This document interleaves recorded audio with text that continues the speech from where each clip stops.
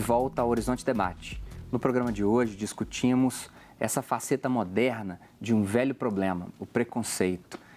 Etienne, perdão, eu te cortei no final do segundo bloco. A gente tem esse mito que basta se esforçar para poder chegar lá, e não é bem assim. As universidades públicas mesmo, se a gente avaliar e pensar bem assim, dá para poder notar que o quê? O governo, ele sempre pagou a universidade para quem tem condição de pagar uma universidade. Quando a gente entra, por exemplo, na UFMG, que é a pública daqui, R$15 mil em torno de por aluno. Quem são os alunos que sempre foram bancados lá dentro? Sempre houve essas cotas, a cota que dizem, que reclamam tanto para a gente, essas cotas sempre existiram. Só que essa cota era uma cota voltada só para a população branca, só para a população rica. E sempre foi dessa forma. A partir do momento que se tira, né, um pouquinho dessa cota para a gente, e querem colocar muitas das vezes que porque vem com aquela questão da meritocracia. Que a gente tem que, mas tem que chegar por mérito.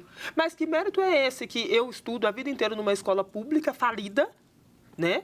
E eu vou ter que chegar lá e concorrer com uma pessoa que estudou a vida inteira numa escola particular, como as escolas caríssimas que tem. É o mesmo que eu pegar um Fusquinha, uma Ferrari, colocar 2 pilotos de igual competência, e a gente não precisa responder quem vai chegar lá na frente primeiro, né? E isso vai de todas as formas, vai nos excluindo de todos os lugares. Sem uma liderança... Por isso que a gente tem que pensar nessa questão, que há um novo, velho debate, se a questão é de raça ou de classe social, né? Econômica, as coisas estão juntas. Quer dizer, a desigualdade social, ela é acompanhada da desigualdade racial. Os dados estatísticos, né, vão mostrar isso, né? Mesmo muitos dos negros que ainda pouco ocupam as classes mais privilegiadas, eles enfrentam o problema do racismo. Por isso que a questão do recorte de cota só com viés econômico, isso, ele deixa de desconsiderar que se o negro ele tem uma condição econômica melhor, ele não sofre o racismo, que é falso. Ele enfrenta, as estatísticas mostram também, que todos os níveis, né, de educação, você vai ver que há uma desvantagem em relação a negros e brancos. Mesmo as famílias negras de classe média alta, que estão em escolas, por exemplo, das elites, enfrentam o problema do racismo dentro dessas escolas. Porque, na verdade, é uma pessoa negra. Mas deixa eu te interromper um minuto. Isso é importante a gente considerar, porque o viés de cota só pela questão econômica, ele não resolve a questão. As duas coisas estão juntas e elas têm que ser pensadas juntas. Mas deixa eu te interromper um minutinho só para você poder ver. Um exemplo mesmo, no último jornal Afronta, eu fui fazer uma matéria junto com o vereador Pelé do Vôlei. Muito antes de ser vereador, ele era um grande atleta, então conquistou uma condição social legal.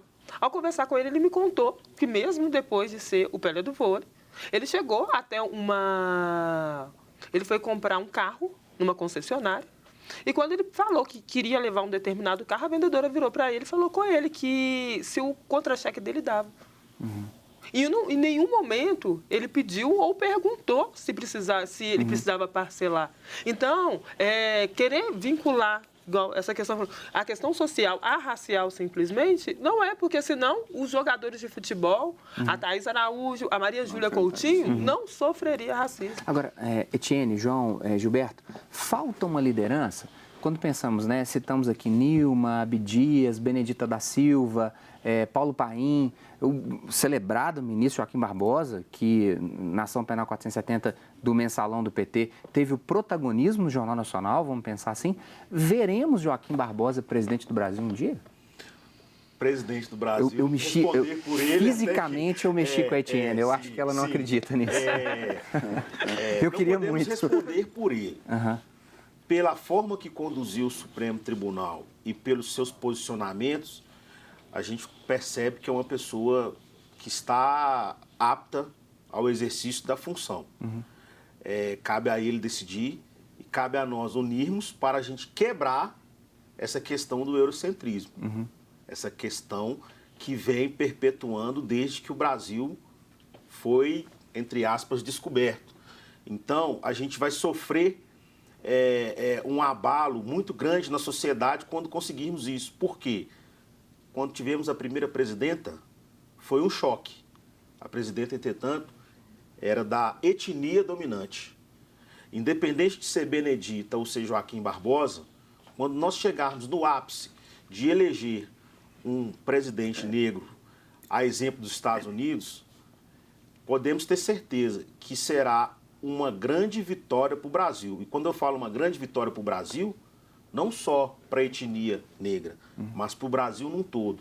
Porque vai ser um momento de pegar aquele que construiu o Brasil, de pedra em pedra, o que movimenta a economia e ainda assim não é reconhecido, e vai chegar um momento dele poder tentar reparar e dar igualdade para o povo dele, onde o Brasil passará a ter mais equilíbrio. Você não acredita? Eu não acredito, porque um país, eu acredito que eu queria muito viver para ver.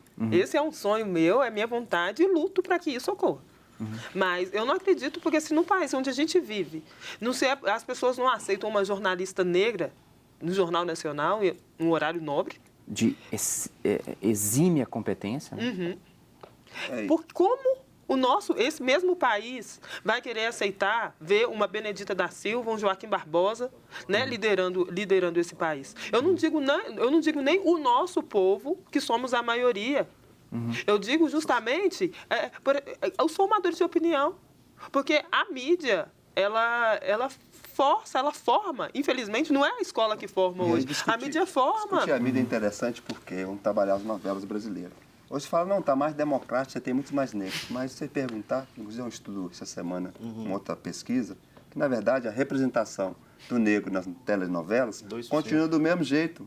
Não houve alteração. Então, isso para a formação das novas gerações. Qual a questão da representação de nós negros na televisão brasileira? Todo completamente estereotipado. No nível didático. Então, quer dizer, isso e o que há.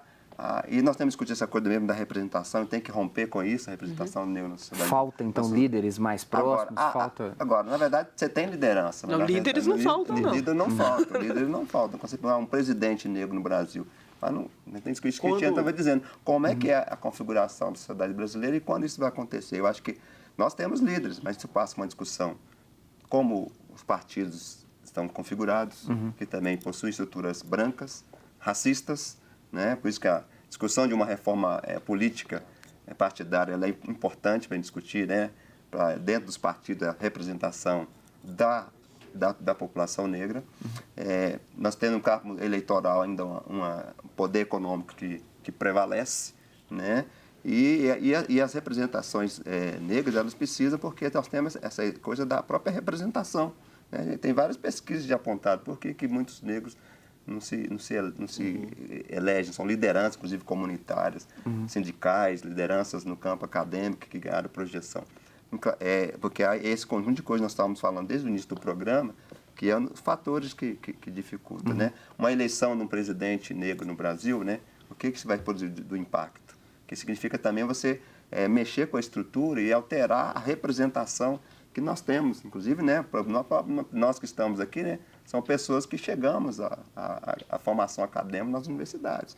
Temos que ter pessoas como nós, inclusive como referência para os nossos jovens negros, e não só para os jovens negros, para que as pessoas brancas também comecem a ver com um outro olhar, né, o lugar que nós ocupamos, por exemplo, também de formadores de opinião, de produtores de pensamento. O Etienne tem um jornal, está produzindo um jornal, que é uma questão interessante.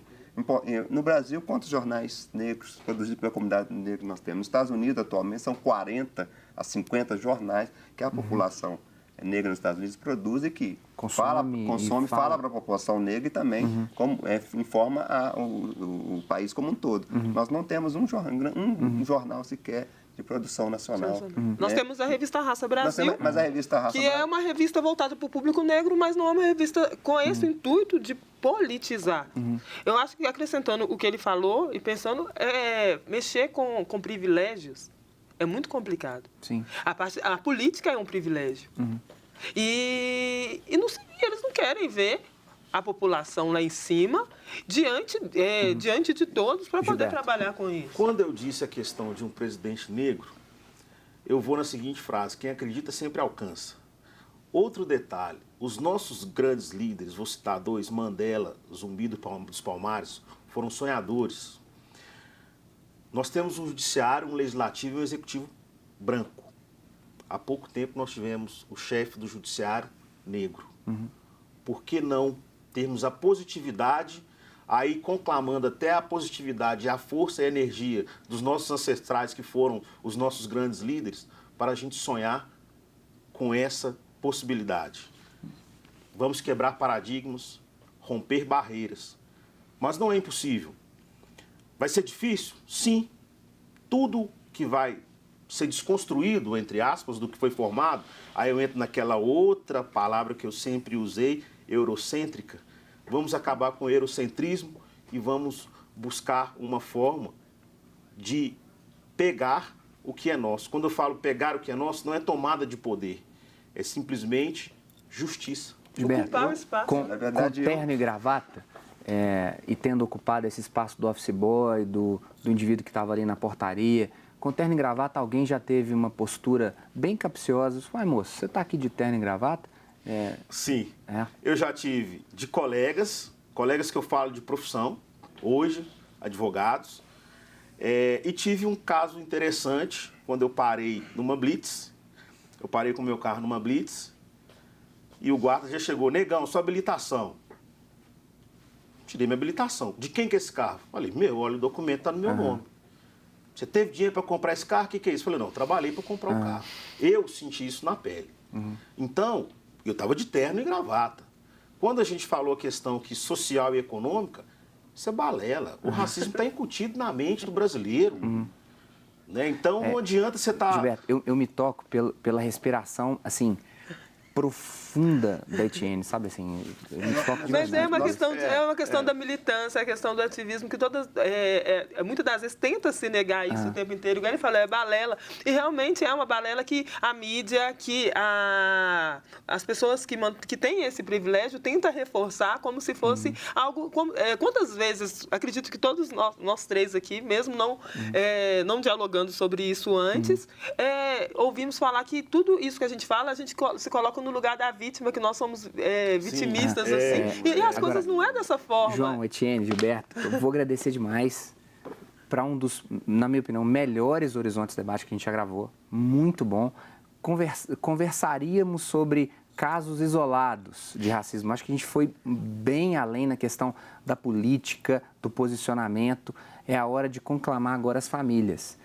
Se você ainda não é colaborador da campanha Faz Parte, contribua para o trabalho de evangelização da Arquidiocese de Belo Horizonte. Diga sim à campanha dos devotos de Nossa Senhora da Piedade. O programa de hoje fica por aqui, o debate de hoje fica por aqui, mas ele se estende aí na sua casa. Eu sou filho e sou sobrinho neto de um congadeiro também, viu, João? E nunca deixei de acompanhar lá na comunidade dos Arturos do Bairro Alvorada e subir da minha casa para poder bater a gunga junto com os meus amigos, os meus vizinhos. Essa ideia do preconceito, ela se extingue aí na sua casa. O que você pensa sobre isso? Sugira novos temas, nós vamos voltar com esse tema aqui.